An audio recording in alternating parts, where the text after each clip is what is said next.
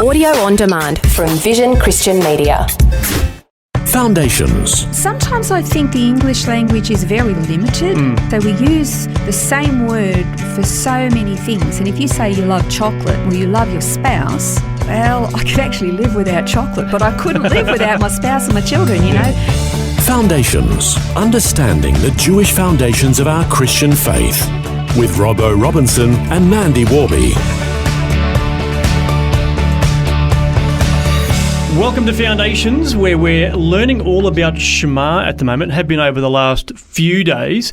And today we're going to talk specifically about what it means to love God. That's almost the middle of Shema. But let's maybe do a bit of a recap, Mandy, for the last few days and recap, I guess, what Shema actually is and how it applies to us.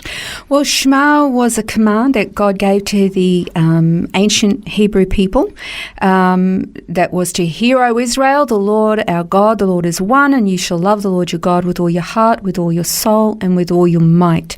We learned Shema means to hear, but it's more than to hear. It means to obey. It means there has to be an action, not just merely giving mental assent to something you heard, you know.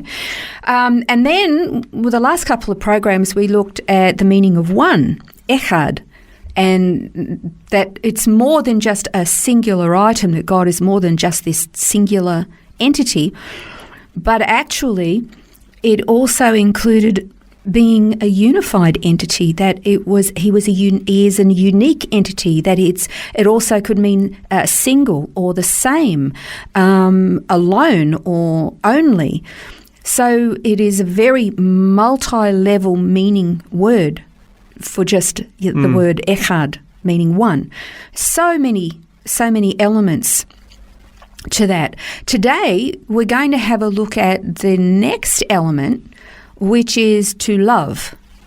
And, we can get a bit cheesy when it comes to the word love. We use it very flippantly. I love that program. Oh, I love chocolate, or, I love this activity. It's my favourite. We kind of use it really flippantly. Yeah. And it's kind of lost some of its meaning.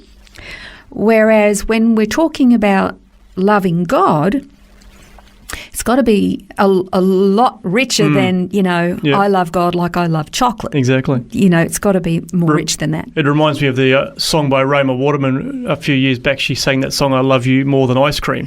And that's because, yes. I guess trying to differentiate, well, I love ice cream, but I love you more than I love ice cream. Yeah, we have... Sometimes I think the English language is very limited and very restricted, and so we use the same word for so many things. And if you say you love chocolate, but you love your baby or you love your spouse, well, I could actually live without chocolate, but I couldn't live without my spouse and my children, you know. And then, of course, to love God has got to be much, much higher than that again. So that's what we're going to look at. Now, I want to tell a little bit of a story, and it's about a man named Viktor Frankl. He was an Austrian neurologist and a psychologist. He was the founder of logotherapy, which is the theory of belief that human nature is motivated by the search of a life purpose. So he sort of came up with that concept. As well as being a Jewish prisoner for 3 years in the Auschwitz Nazi death camp. Now, when he arrived there, this is pretty much the process that happened to so many of them, all the men were separated from their wives and their children. The men went into one camp, the women were sent to another. And most, not all, but most of the women and nearly all of the children were murdered in the camps. Now, Victor didn't know what had happened. So what he didn't realise is that he got separated from his wife at Auschwitz, because Auschwitz was like a double camp. You had Auschwitz, Bergen-Belsen. Bergen-Belsen was kind of like a second camp, but they were connected. And Bergen-Belsen was very much labour and, well, they all were. What can I say? They were all horrendous. But it was two camps in one. So when they arrived, he was taken to Auschwitz, the Auschwitz side. She was transferred to the Bergen-Belsen side, and she was murdered pretty much immediately. So was his mother, and his brother died during slave labour alongside him at Auschwitz. Now, unaware of his loss, he was hoping that his wife was faring a lot better than he was. And one of the inmates whispered to him one day and said to him that he was glad their wives couldn't see the conditions that they were living in and having to endure, and he said he hoped that they were being treated better. And Victor agreed. That was his hope. But it sparked a memory in him of his wife, and in his mind's eye he could see her face and the beauty of her smile and the way she used to squint when she laughed, and it was this memory that kind of triggered something in him. And he said that memory sparked a powerful wave of love that kind of overwhelmed him. And it moved him from that point of danger and horror of what he was experiencing. And he said this, these are his words: "I understood how a man who has nothing left in this world may know bliss.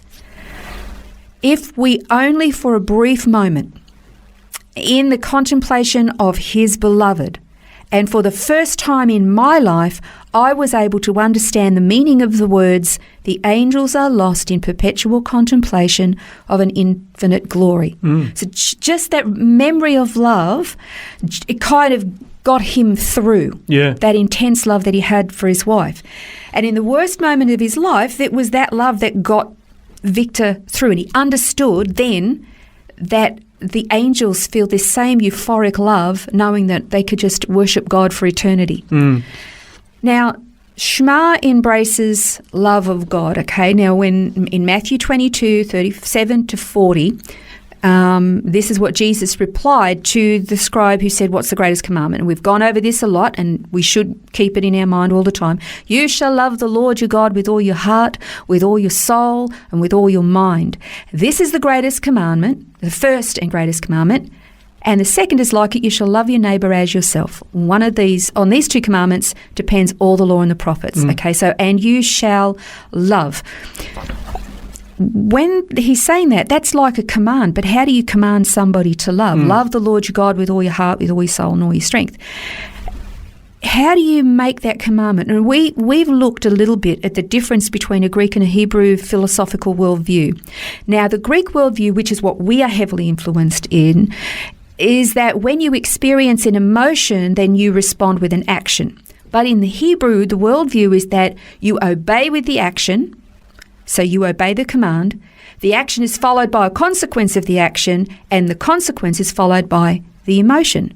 So they're interconnected that way. We wait for the emotion before we'll actually do anything, whereas we're supposed to do something and then the emotion follows. So we say, I don't feel it, I don't feel like loving, or I don't feel love, so I'm not going to do anything. Precisely. Whereas what this would say is if you actually do something, the feeling, the love feelings will come as a result of our action. Exactly. And in a very small sense, what Viktor Frankl experienced was he was remembering. The emotion came after that. If that's it's a kind of a weak story to apply, but it kind of helps to understand that and the power of that love, that the emotion came after the memory and it got him through. So when God commanded his people, so you shall love, he's looking ahead, you shall love.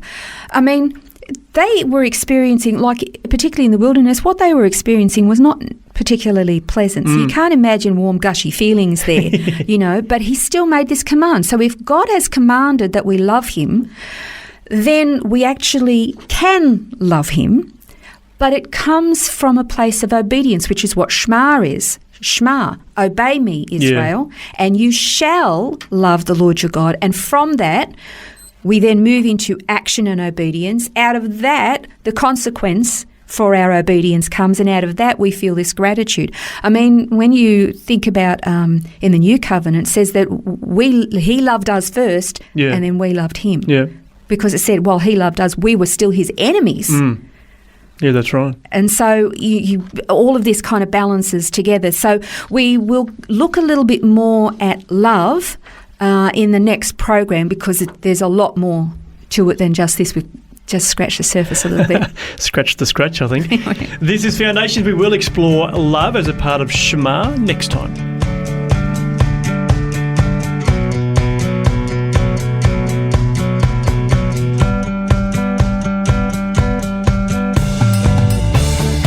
This has been Foundations, a look at the Jewish foundations of our Christian faith. For study notes, resources and more, see vision.org.au/foundations. Thanks for taking time to listen to this audio on demand from Vision Christian Media. To find out more about us, go to vision.org.au.